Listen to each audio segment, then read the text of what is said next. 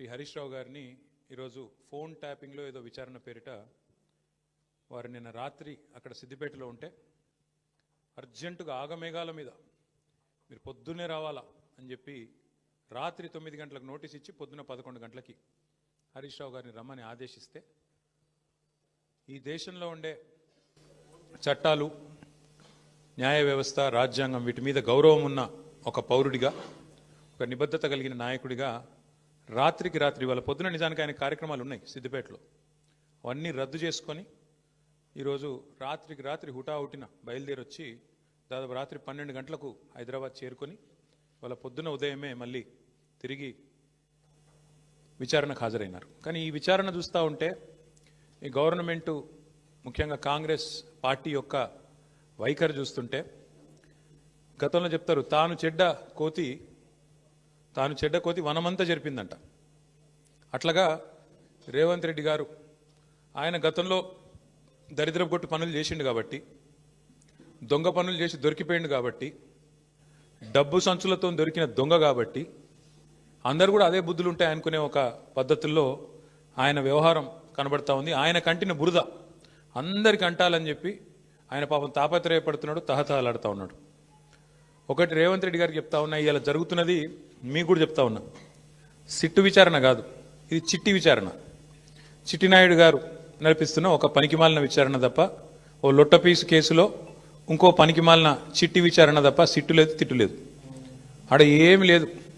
2 ఏళ్ల నుంచి బోగస్ కథనాలు, ముఖ్యమంత్రి కార్యాలయంలో వడ్డించి వార్చే పనికిమాలిన స్టోరీలు, ఒక్కటి కూడా రాష్ట్ర ప్రజలకు పనికొచ్చే కథనం లేదు. పనికి మాలిన స్టోరీలతో 2 ఏళ్ళు టైంపాస్ చేస్తూ ఉన్నాడు. నేను అడుగుతా ఉన్నా ఆయనని, రేవంత్ రెడ్డిని, 1 కాదు 2 కాదు, ఇంకో 1000 వేసుకో, నీ సిట్టులు చిట్టీలు ఇంకో 1000 వేసుకో,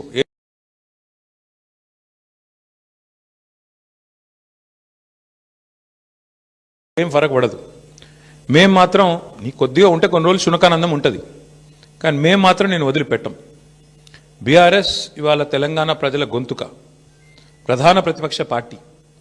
మీరు ఎన్నికల్లో ఆనాడు మమ్మల్ని ఓడించడానికి అడ్డమైన మాటలు చెప్పి, అడ్డగోలు హామీలు ఇచ్చి, అందమైన అబద్ధాలను 6 గ్యారంటీ కార్డుల రూపంలో ప్రచురించి ఆ రోజు ప్రజలను ఏదైతే బురిడి కొట్టించినారో, మేము ప్రజల తరపున గట్టిగా మాట్లాడుతున్నాం అన్నది నీ బాధ. ఇవాళ ఎట్లా ఉన్నదంటే నీ వ్యవహారం రేవంత్ రెడ్డి గారు, అదృష్టం అందలం ఎక్కిస్తే బుద్ధి మాత్రం ఇంకా బురదలనే ఉన్నది రేవంత్ రెడ్డిది. రాజకీయంగా ఇంకా కూడా ఆయనకు జ్ఞానం రాలే, ముఖ్యమంత్రి అన్న సోయి లేదు. తెల్లారి లేస్తే కేసీఆర్ గారిని తిట్టడం, మా పార్టీ నాయకులను తిట్టడం, పనికిమాలిన బూతులు మాట్లాడడం, పనికిమాలిన పని చేయడం తప్ప. అందుకే అంటున్నా నేను, అదృష్టం అందలం ఎక్కించినా బుద్ధి మాత్రం బురద బుద్ధే రేవంత్ రెడ్డిది. అందుకే ఈ దిక్కుమాలిన పనులు చేస్తూ ఉన్నాడు. 2 సంవత్సరాల నుంచి సాగదీస్తున్నాడు ఫోన్ ట్యాపింగు. నేను ఇవాళ అడుగుతా ఉన్నా రేవంత్ రెడ్డిని, ఎందుకు ఒక్క అధికారి కానీ, ఒక్క మంత్రి కానీ, లేదా స్వయంగా హోంమంత్రి ముఖ్యమంత్రిగా ఉన్న ఈ రాష్ట్రంలో ఒక్క అఫీషియల్ ప్రెస్ మీట్ ఎందుకు ఉండదండి ఫోన్ ట్యాపింగ్ మీద? ఒక్కరు బయటకు వచ్చి ఎందుకు మాట్లాడరు? ఎన్ని రోజులు లీక్ల మీద బతుకుతావు? జరిగింది తప్పు అంటున్నావు, ఏం తప్పు జరిగింది చెప్పు. ఇంకెన్ని రోజులు లీక్ల మీద బతుకుతావు? ఎన్ని రోజులు లీకులు ఇచ్చుకుంటా, ఫలానా వల్లదైంది, ఇదైంది, అల్లమైంది, బెల్లమైంది, పనికిమాలిన లీకులు తప్ప ఒక్క అధికారిక ప్రెస్ మీట్ ఈరోజు వరకు ఉందా? సిట్టు కానీ వేధింపులకు ఇంకా విచిత్రం ఏంటంటే, హరీష్ రావు గారి మీద సిట్టుని చిట్టి పెద్దదా? అసలు ఏమైనా ఇంగితం ఉందా ఈ ముఖ్యమంత్రికి కానీ ప్రభుత్వానికి కానీ? వాళ్ళ బాధ అంతా ఒకటే. నిన్న ఉదయం హరీష్ రావు గారు వెంటనే సాయంత్రం వరకు హరీష్ రావు గారికి నోటీసులు. ఇది వాస్తవం, ఏం లేదు ఇంతకంటే.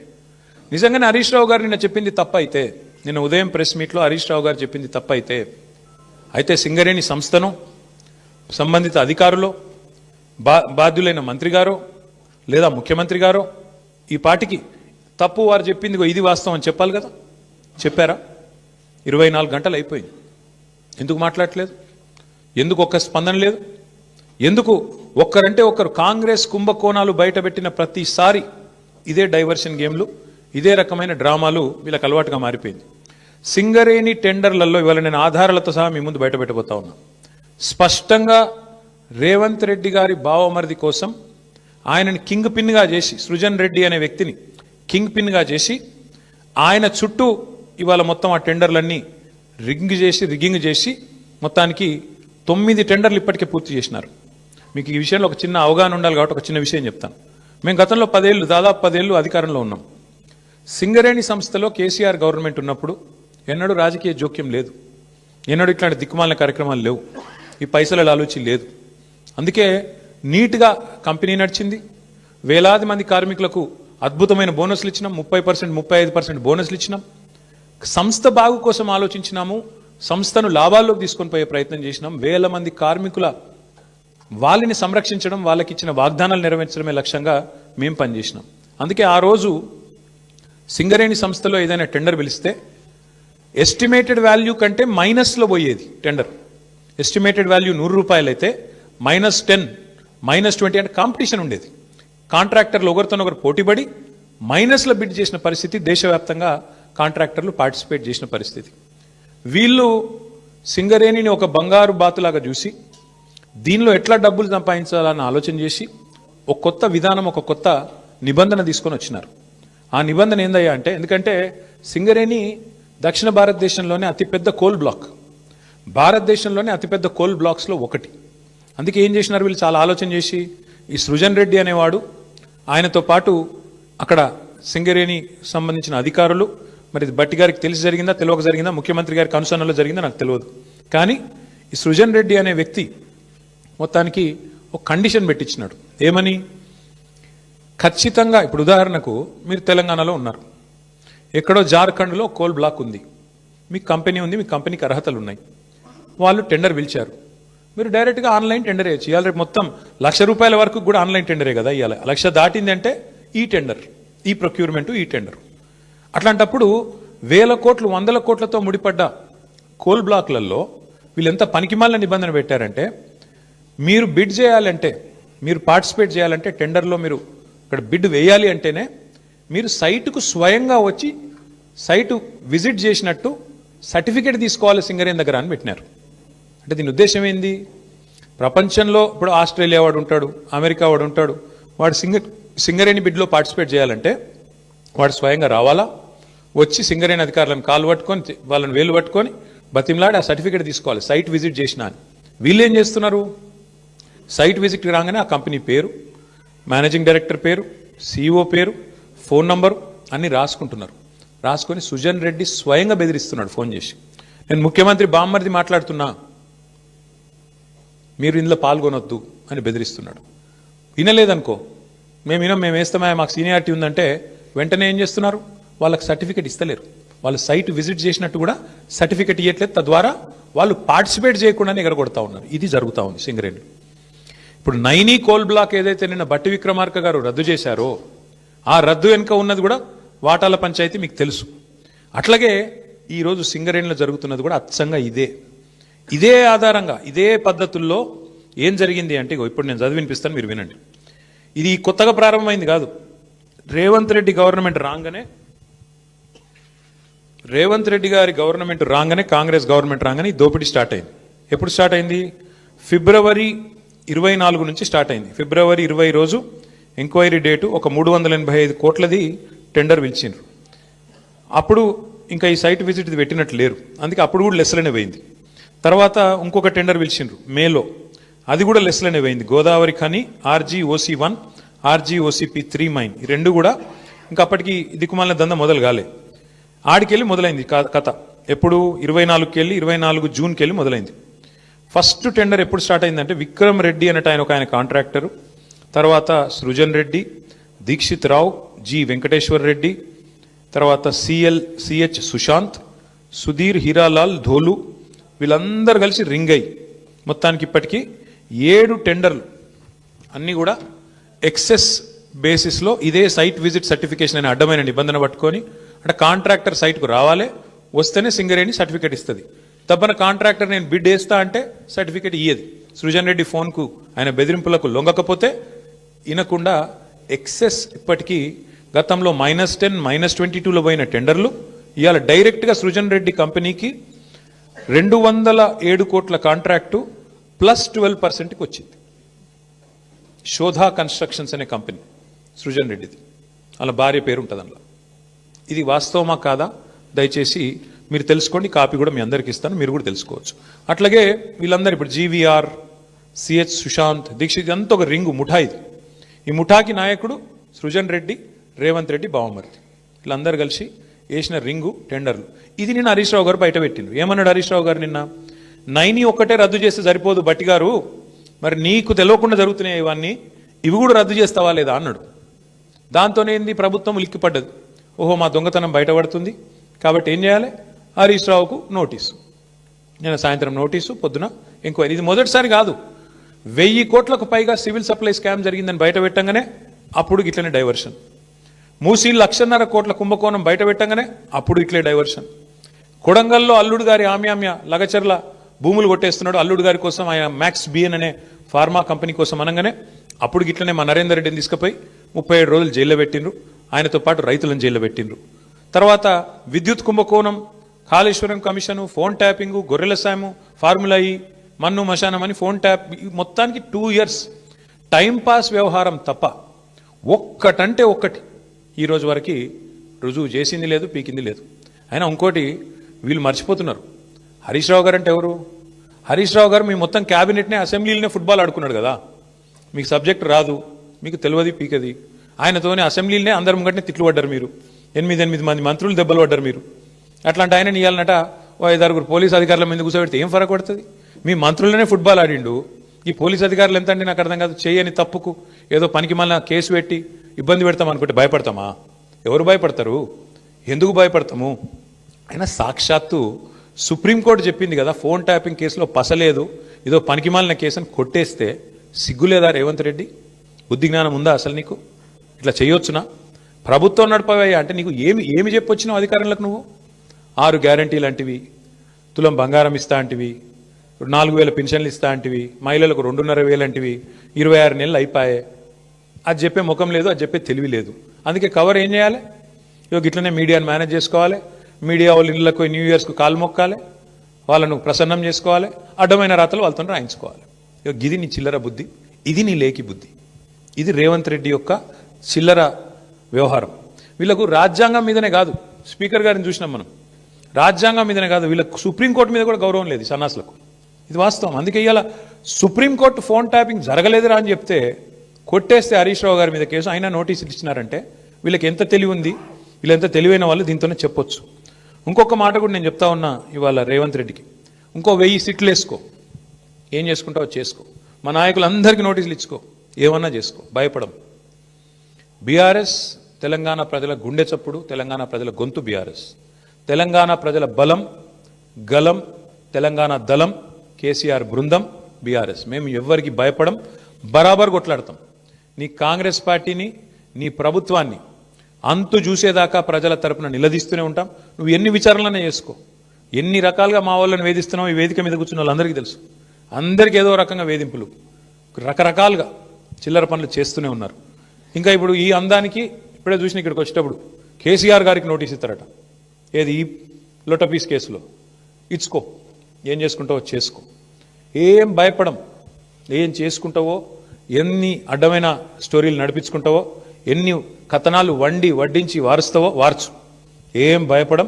అన్నీ ఎదుర్కొంటాం. దేశంలో ఇంకా న్యాయం, ధర్మం ఉంది, న్యాయస్థానాలు ఉన్నాయి, వాటి మీద మాకు గౌరవం ఉంది. తప్పకుండా నీలాంటి దుర్మార్గులతో ఎట్లా కొట్లాడాలో అట్లా కొట్లాడతాం. కానీ ఇక్కడ ఈ మొత్తం కేసులో ప్రధాన దోషి ఇవాళ ముఖ్యమంత్రి బావమరిది. మొత్తం ఈ కోళ్ళు కుంభకోణంలో, సింగరేణి కుంభకోణంలో ప్రధాన ముద్దాయి సింగరేణిలో ఇవాళ మొత్తం king pin, ring master Srujan Reddy అని ముఖ్యమంత్రి బావమరిది. ఇదివరకు అమృత్ స్కామ్లో కూడా ఈ ముద్దాయే భాగస్వామి, ఇప్పుడు కూడా ఈ సింగరేణిలో కూడా ఆయనే ఉన్నాడు.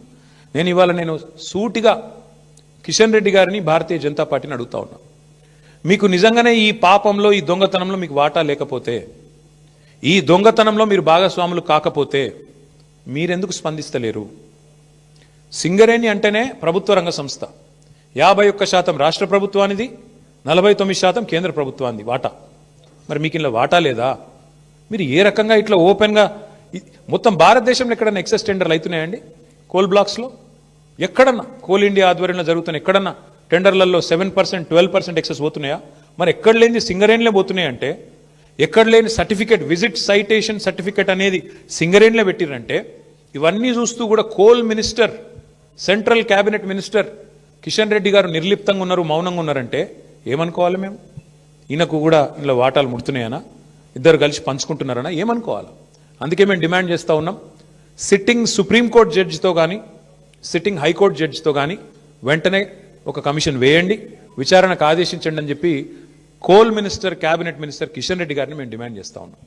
మీరు కేంద్ర ప్రభుత్వంలో ఉన్నారు కాబట్టి మీరు రాయొచ్చు డైరెక్ట్గా లెటర్, మీరు రాయండి, సుప్రీంకోర్టుకు రాయండి, సీజేకి రాసి ఇట్లా కుంభకోణం జరిగింది సింగరేణిలో, అక్కడ సెంట్రల్ గవర్నమెంట్ వాటా 49% ఉన్నది, ఇలా సింగరేణిని ఇష్టం వచ్చినట్టుగా దుర్మార్గంగా కొంతమంది చెరబట్టినారు, వెంటనే ఇందులో లోతుపాతులు చూడాలని చెప్పి ఈ సైటేషన్ సర్టిఫికేట్ ఎందుకు పెట్టినారు, ఇదివరకు మైనస్లో పోయిన టెండర్లు ప్లస్లకు ఎందుకు వచ్చినాయి, అలా సడన్గా ఇదివరకు అడ్రస్ లేని సృజన్ రెడ్డికి కాంట్రాక్ట్లు ఎట్లు వస్తున్నాయి, ఇవన్నీ బయటపడాలంటే, దొంగలు దొరకాలంటే సిట్టింగ్ జడ్జితో, సుప్రీంకోర్టు సిట్టింగ్ జడ్జితో న్యాయ విచారణ జరగాలి అని మేము డిమాండ్ చేస్తూ ఉన్నాం మా పార్టీ తరఫున. అట్లాగే ఇవాళ రాష్ట్రంలో పరిస్థితులు నాకంటే బాగా మీకు తెలుసు, ఏ ఒక్క వర్గం కూడా పేపర్ తీస్తే ఏ ఒక్క వర్గం కూడా సంతోషంగా లేదు. ఎక్కడ వల్ల అక్కడ రైతులు రైతు బంధు కోసం ఎదురు చూస్తూ ఉన్నారు. సంక్రాంతి పోయింది, నాట్లేసే టైం అయిపోయింది, ఇవాళ ఎన్నికలు లేవు కదా పంచాయతీలలో, అందుకే రైతు బంధు లేదు. ఇవాళ మళ్ళీ చీరలు వచ్చే కార్యక్రమం స్టార్ట్ చేసారట పట్టణాలలో. అంటే ఓట్లు తప్ప, రాజకీయ యావ తప్ప నీకు వేరే ఏది కూడా పట్టి లేదు. నేను ఇంకోటి అడుగుతున్నా, మేము 1000 సీట్లు ఎదుర్కొంటాం, 1000 ఎన్నేస్తావో 1000. కానీ నేను రేవంత్ రెడ్డిని నేను అడుగుతున్నా, మరి మీ సంగతి ఏంది? మీ దండుపాలెం ముఠా, మీ అలీబాబా అరడజన్ దొంగల సంగతి ఏంది? మీ రెవెన్యూ మినిస్టర్ పొంగులేటి శ్రీనివాసరెడ్డి, ఆయన కొడుకు, రెవెన్యూ మినిస్టర్ కొడుకు 100 మంది గుండగాలను వేసుకొని ప్రైవేటు వ్యక్తుల భూముల్లో జొరబడుతున్నాడు. దాని మీద ఏవా సిట్టు? దాని మీద ఉండదా విచారణ? అంటే ఇష్టం వచ్చినట్టు రెవెన్యూ మంత్రి కొడుకు పోయి భూములు కొల్లగొడుతుంటే, ప్రైవేట్ వ్యక్తుల భూముల్లోకి పోయి బౌన్సర్లతో పోయి దాడులు చేస్తుంటే సిట్టులు పిట్టులు ఎడదొచ్చినాయి, ఎందుకేయవు? అట్లాగే అడుగుతున్నా నేను, మీ మీ సన్నిహిత అనుచరుడు రోహిన్ రెడ్డి పారిశ్రామికవేత్త తలకు తుపాకీ పెట్టిండు అని నేను చెప్పుడు కాదు, మీరు చెప్పుడు కాదు, మీడియా చెప్పుడు కాదు, మంత్రి గారి కుమార్తె చెప్పింది, మీ క్యాబినెట్లో ఉన్న మంత్రి గారి కుమార్తె చెప్పింది. మరి దాని మీద ఏవా సిట్టు? మంత్రి గారి ఓఎస్డీ తప్పు చేసిండా? తుపాకీ ఎవడు తలకు పెట్టిండు? మంత్రి గారు ఓఎస్డీ పెట్టిండా, లేకపోతే సీఎం బ్రదర్ లాంటి రోహిన్ రెడ్డి పెట్టిండా? దాని మీద ఉండదా సిట్టు? అట్లాగే నిన్నగాక మొన్న ఏఐసిసి సెక్రటరీ 8 కోట్ల రూపాయలు ఇవ్వాలి, ఇవ్వకపోతే నీ కాంట్రాక్ట్ ఆపేస్తా అని చెప్పి కాంట్రాక్టర్ను బెదిరిస్తే ఆయన పోయి పోలీస్ స్టేషన్లో కంప్లైంట్ ఇచ్చిండు. బ్రహ్మరాంబిక అనేది ఉంది ఏజెన్సీ, అలంపూర్ బ్రహ్మరా. మరి దాని మీద ఉండదా సిట్టు? దాని మీద వస్తలేదా నీ చేయలు? అట్లాగే నీ బామ్మర్ది మీద వేస్తావా సిట్టు? అంటే ఇక సిట్టులు పిట్టులు ఈ డ్రామాలు ఓన్లీ బీఆర్ఎస్ను టార్గెట్ చేసుకుంటేనే వేయాలి. బీజేపీని ముట్టవు, మీ కాంగ్రెస్ వాళ్ళను అసలు ఇన్ని కుంభకోణాలు డైరెక్ట్గా బహిరంగంగా బద్దలవుతుంటే దాని మీద సిట్లు ఉండవా? అంతెందుకు నేను ఇంకోటి అడుగుతున్నా, మరి ఒక మీడియా సంస్థ ఏదో కథనం వేస్తే దాని మీద సిట్టేసి 3 జర్నలిస్ట్ని అరెస్ట్ చేసినావు కదా, మరి ఇంకో మీడియా సంస్థ చెప్తున్నది సేమ్ మాట చెప్పింది. ఇంకో మీడియా సంస్థ అయితే ఇంకా దారుణంగా మాట్లాడింది. బట్టి విక్రమార్కనే ఇలా పాత్ర పోషించిండు, ఆయననే మొత్తం టెండర్లు రిగ్ చేసిండు నైనిలా అని ఓపెన్గా ఒక మీడియా సంస్థ రాసింది. మరి వాళ్ళ మీద ఎందుకో ఉండదు యాక్షన్, వాళ్ళ మీద ఉండదా సిట్టు? అంటే పగబడితే కూడా ఓన్లీ తెలంగాణ జర్నలిస్టులను పగబట్టాలా? ఓ 2 బీసీ బిడ్డలు, ఒక ఎస్సీ బిడ్డ, 3 జర్నలిస్టులు, వాళ్ళని మాత్రం లోపలేయాలా? యాజమాన్యాలను ముట్టవు, నీకు ఆ ధైర్యం లేదు. వాళ్ళని మాత్రం ఎవరైతే అసలు దొంగలు ఉన్నారో వాళ్ళని ముట్టుకునే ధైర్యం లేదు నీకు. ఇవన్నీ ప్రజలు చూస్తలేరు అనుకుంటున్నావా? నేను ఒకటే అంటా ఉన్నా, నువ్వు ఏమన్నా చేసుకో రేవంత్ రెడ్డి, ఒకటి మాత్రం పక్కా, నిన్ను మాత్రం వదిలిపెట్టం. ఇవాళ నేను అధికారులకు కూడా చెప్తా ఉన్నా, ఈ ఫోన్ ట్యాపింగ్లు వీటి మీద జరుగుతున్న ధారావాహికంగా జరుగుతున్న డ్రామాలు, ఇందులో భాగస్వాములు అయిన అధికారులకు కూడా నేను చెప్తా ఉన్నా, ప్రతిరోజు ఒక్కరిదే ఉండదు. ఇంకో 2-2.5 ఏళ్లలో మళ్ళీ మా ప్రభుత్వం తప్పకుండా వస్తుంది, మీకు తెలుసు. అది ప్రజల మూడు మీకు తెలుసు. మొన్న గ్రామ పంచాయతీ ఎన్నికలు చూసినారు, మీకు తెలుసు. ఇవాళ ఎన్నికలు పెడితే రాష్ట్రంలో ఏం ఫలితం వస్తుందో కూడా అధికారులకు తెలుసు. నేను వారికి చెప్తా ఉన్నా, మేమెన్నడూ గత 10 ఏళ్లలో ఇట్లా అధికారాన్ని దుర్వినియోగం చేయలేదు, ఎక్కడా చేయలేదు. ముఖ్యంగా పోలీస్ వ్యవస్థను ఇంత అడ్డంగా దుర్వినియోగం చేసి ఏదైతే ఇవాళ నాటకాలు ఆడుతున్నారో వాళ్ళందరికీ నేను ఒకటే చెప్తా ఉన్నా, మీరు బలవుతారు, మధ్యలో మీరు బలవుతారు. రేవంత్ రెడ్డి రాజకీయ క్రీడలో మీరు బలవుతారు. మొన్నెట్లయితే కాంగ్రెస్ పార్టీ అంతర్గత కుమ్ములాటల్లో ఆధిపత్య పోరులో జర్నలిస్టులు బలైనారో, రేపు నేను చెప్తున్నా, మీరు భాగస్వాములు అయితే అధికారులు మీరు బలవుతారు, గుర్తుపెట్టుకోండి. రిటైర్ అయిన వాళ్ళని ఏం చేయలేరు, భవిష్యత్తులో బీఆర్ఎస్ వాళ్ళు అనుకుంటురేమో. దానికి కూడా మాకు రేవంత్ రెడ్డి గారే తోజు పెట్టిండు. రిటైర్ అయిన అధికారులను కూడా తీసుకొచ్చి 40 రోజులు జైల్లో పెట్టినాడు. కాబట్టి రిటైర్ అయిపోతాము, తప్పించుకుంటాము అనుకునే వాళ్ళకు కూడా నేను చెప్తా ఉన్నా, ఎవరు ఎక్కడికి పోలేరు. ఇప్పుడు ఎవరెవరైతే రేవంత్ రెడ్డి గారు ఆడిచ్చినట్టు ఆడుతుండ్రో, అక్రమమని తెలిసి కేసులు పెడుతుండ్రో, అక్రమమని తెలిసి అడ్డదారులు దొక్కుతున్నారో, ఇంకెక్కువ మాట్లాడుతున్నారు కొంతమంది. అయితే ఎమర్జెన్సీ అయితే మీరు బయట ఉండురా, లోపలుందురు. ఎవరు ఎక్కడుండాలో కాలం నిర్ణయిస్తుంది, ప్రజలు నిర్ణయిస్తారు. ఒళ్ళు దగ్గర పెట్టుకుని ఉంటే మంచిది. ఈ టైప్లో ఆయన ఆడిచ్చినట్టు ఆడితే మాత్రం మీకు కూడా తప్పకుండా భవిష్యత్తులో మరి చట్టపరంగా, న్యాయపరంగా మీకు కూడా ఇబ్బందులు ఉంటాయి, గుర్తుపెట్టుకోవాలని చెప్పి కూడా అధికారులకు చెప్తూ, ఈ డైవర్షన్ డ్రామాలు మేము పట్టించుకోం. హరీష్ రావు గారు బ్రహ్మాండంగా పోతారు. ఆయన ఏమడిగినా సమాధానం చెప్పడానికి ఆయన రెడీగా ఉన్నారు. ఎన్నిసార్లు పిలిచినా పోవడానికి రెడీగా ఉన్నాం. చట్టము, ధర్మము, న్యాయం ఈ దేశంలో ఇంకా బతికుంది. రాజ్యాంగం పట్ల మాకు నమ్మకం ఉంది. మా నాయకుడు కేసీఆర్ నేర్పించిన నీతి మాకు అది. కాబట్టి ఎవ్వరూ భయపడం, మా కార్యకర్తలే భయపడతలేరు, మేమెందుకు భయపడతాం? బరాబర్ కొట్లాడి మళ్ళీ తిరిగి పునీతంగా బయటకు వస్తామని చెప్పి తెలియజేస్తూ, మీరు కూడా ఇవాళ అందరూ మరి ఉదయం నుంచి ఇక్కడ ఉన్నందుకు, మాకు సంఘీభావం చెప్పినందుకు మా జర్నలిస్ట్ సోదరులకు కూడా ధన్యవాదాలు.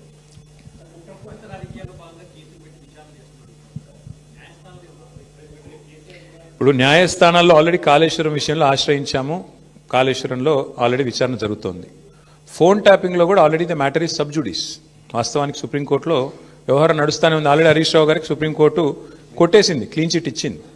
అయినా ఎందుకు పిలిచారో మీరు వాళ్ళని అడగాల. విచిత్రం ఏంటంటే బ్రదర్, మేమేమో ఈ 2 ఏళ్లలో 200 ప్రెస్ మీట్లు పెట్టింటాం ముఖ్య నాయకులందరం కలిసి. ఒక్క ప్రెస్ మీట్ ఫోన్ ట్యాపింగ్ మీద ఒక్కడు కాంగ్రెస్ వాడు పెట్టినాడే? ఒక్కడు ఎవడన్నా బాధ్యత గల్లోడు? ఎవరన్నా ఒక్కరు చెప్పాలి కదా అసలు ఏంటి కేసు, ఎవరి మీద ఆరోపణ, ఏంటి ప్రూఫ్? ఒక్కరు పోనీ పోలీసు వాళ్ళన్నా చెప్పన్నా? ఏది లేదు, అంతా లీక్ల మీదకెళ్ళి నడిపిస్తున్నారు. మీరు కూడా అవే రాస్తున్నారు.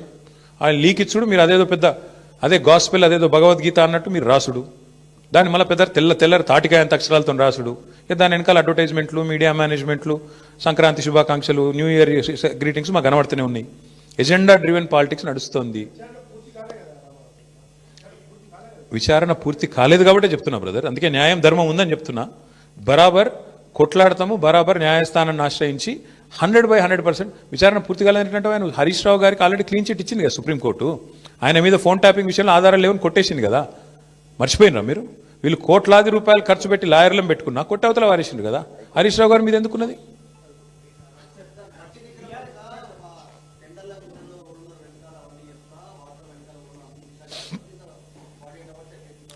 నా పేరు KT Ramarao. You're asking the wrong person. ఏమవుతుంది అన్న తెలియదు. దొంగలు కలిసి ఉల్లు పంచుకుంటున్నారు. ఒక ఆయన మిస్టర్ 20%, ఒక ఆయన బ్యాగ్ మ్యాన్. 2 బ్యాగులు పంపిండేమో. ఏముంటుంది అందులో దాచిపెట్టేది ఏముంది? అయినా పెద్ద తెలివని ముచ్చటేముంది? బ్యాగులు పంచుకొని పదవులు కాపాడుకునే బ్యాచ్ అది, దండుపాలెం బ్యాచ్. ఒక ఆయన 20%, ఒక ఆయన 30%. ఏమున్నది? ఈ దేశంలో అందరికీ తెలుసు బ్రదర్, కాంగ్రెస్ అంటేనే స్కామ్ గ్రేస్. వాళ్ళు చేసే దుర్మార్గ పనుల నుంచి, వాళ్ళ కమిషన్లు, వాళ్ళ దందాల నుంచి దృష్టి మరల్చేందుకే ఇక మా మీద వేసే ఈ ఎంక్వైరీలు, కమిషన్లు. అది కథ.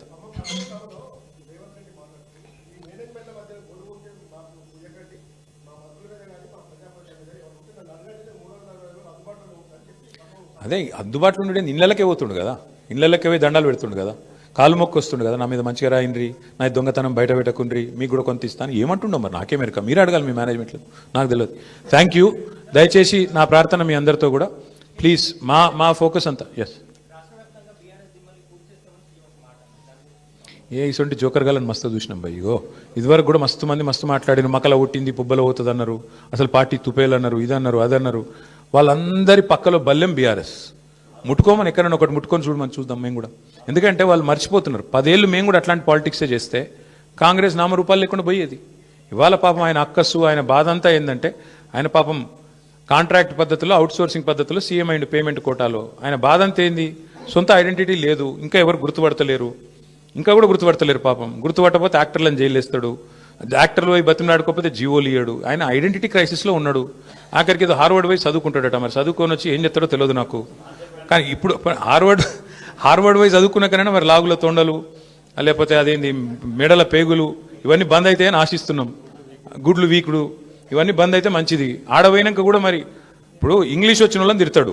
నాకు ఒకటి తెలియక అడుగుతా, ఇంగ్లీష్ వస్తే ఆయనకి ఏం బాధనో నాకు తెలియదు. కానీ చిన్నపిల్లలు కూడా ఇలా రేపు అందరు బళ్ళల్లో, గవర్నమెంట్ బళ్ళల్లో కూడా మా అక్క నేతృత్వంలో మొత్తం ఇంగ్లీష్ పాఠశాలలు పెట్టినాం. అందరు ఇంగ్లీష్ నేర్చుకుంటాను. మరి ఈయన హార్వర్డ్ పోతాడు. ఈయన మరి అక్కడ వాళ్ళు ఏం చెప్తారు, ఈయన ఏం వింటాడు, ఈయనకి ఏం అర్థమవుతుంది, అర్థమైనాక మళ్ళీ బయటికి ఏం సర్టిఫికేట్ ఇస్తారు, ఏం మాట్లాడతాడు, మళ్ళీ వచ్చి మా భయం మాకుంది. అక్కడ మళ్ళీ ఇంగ్లీష్ అనగానే నన్ను మళ్ళీ వాళ్ళని తిడతాడేమో, అరే మీరు బాత్రూమ్ కడుక్కుంటూ తిడతాడేమో. ఇక్కడ అమెరికాలో ఎవరి బాత్రూమ్ వాడు కడుక్కుంటాడు, మరి ఆడ ప్రొఫెసర్ అయినా కూడా వాని బాత్రూమ్ వాడు కడుక్కోవాలి. కాబట్టి మరి ఈయన పోయి ఏం నేర్చుకుంటాడు, ఏమవుతుంది చూడాలి. మరి 30 తారీఖు నాడు నేనైతే అనుకుంటున్నా రేవంత్ రెడ్డి గారు కొత్త మనిషి వస్తాడేమో. ఆ కొత్త మనిషి ఏమైనా కొత్త మాటలు ఏమైనా చెప్తాడో, మళ్ళీ గదే చెత్త మాటలు చెప్తాడో చూద్దాం. Thank you. జై తెలంగాణ.